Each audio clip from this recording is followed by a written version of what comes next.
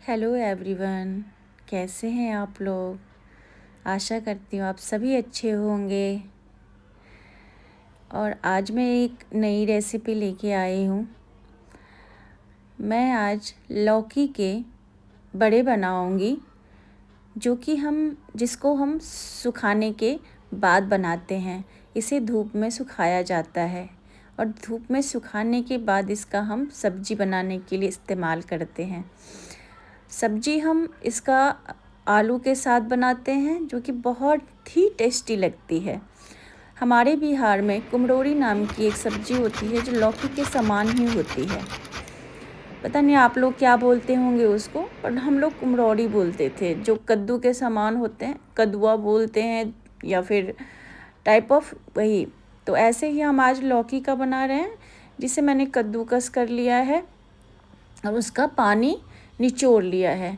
क्योंकि पानी निचोड़ने के बाद जो उसका सारा पानी निकाल देते हैं, उसके बाद वो बहुत अच्छी बनती है। क्योंकि बहुत ज़्यादा पानी रहने से जब हम इसको उड़द की दाल में डालते हैं तो बहुत ज़्यादा पानी हो जाता है और सूखने में उसको बहुत दिक्कतें आती हैं और वो वाइट नहीं रह पाती है उस तरीके से, और येलो हो जाती है, या फिर उसमें पानी रहने के कारण उसका स्वाद भी बिगड़ जाता है।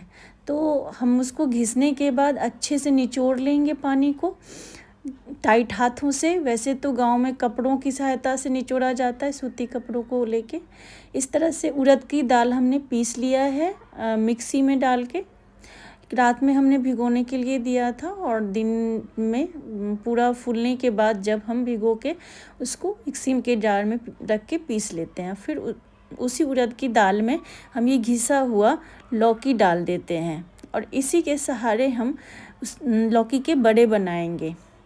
क्योंकि उड़द की दाल में जब आप लौकी के बड़े बनाएंगे तो बहुत ही टेस्टी बनती है, और इसके सूखने पर जब आप सब्जी बनाएंगे तब तो मज़ा ही आ जाएगा। फिर आप बताना मुझे कमेंट में कि आपकी सब्जी कैसे बनी, ठीक है।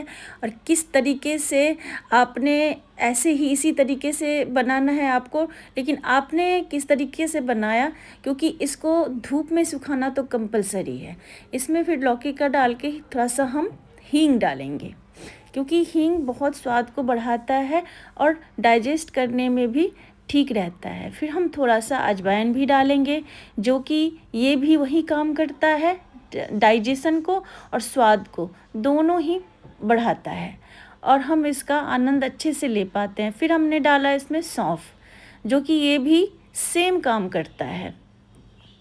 सौंफ स्वाद को भी बढ़ाता है, और जब सूखता है तो सूखने के बाद जो इसकी सुगंध आती है, आहा हा, क्या ही बताए, बहुत अच्छा सुगंध। फिर हम थोड़ा सा उसमें ब्लैक सॉल्ट डाल देंगे। ब्लैक सॉल्ट का भी अच्छा खासा काम होता है, और हमने इसमें सारी भी चीज़ें डाली है, वो सारे डाइजेस्टिव सिस्टम को बेहतर बनाता है।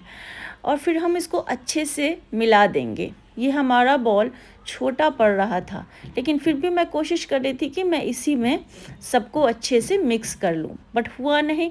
तो हमने इसको चॉपर पे डाल दिया। चॉपर जो कि लकड़ी का था और अच्छा खासा उसमें मिलने का के लिए पर्याप्त जगह भी था, तो हमने उसको उसमें रख के मिला दिया और उसको बहुत अच्छे से फेंटा। बहुत अच्छे से फेंटना है उसको, हाथों के इस्तेमाल से एकदम से कहते हैं ना, जैसे हम मालपुआ बनाते हैं तो इसी तरीके से हाथ से करके गांव में जब भी बनता था तो वो फूलते थे मालपुआ, तो ऐसे ही मिक्स करके अच्छे से हम बनाएंगे। फिर उसके बड़े हम बनाएंगे।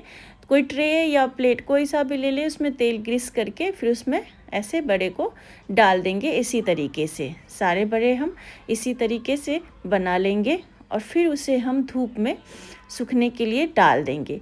ये 2-3 दिन में सूख जाते हैं, और जब सूख जाते हैं तब आप उसको ट्राई करना सब्जी बनाने के लिए। इसे आलू की सब्जी के साथ बनाएं, आलू के साथ बनाएं। इसकी सब्ज़ी बहुत ही मज़ेदार बनती है। अब बिना लहसुन प्याज के भी इसकी सब्ज़ी बना सकते हैं, क्योंकि इसमें बस टमाटर डाल देना, ताकि ये थोड़ा सा खट्टापन भी आए और टमाटर का थोड़ा सा स्वाद भी आए और उसका कलर भी अच्छा आता है।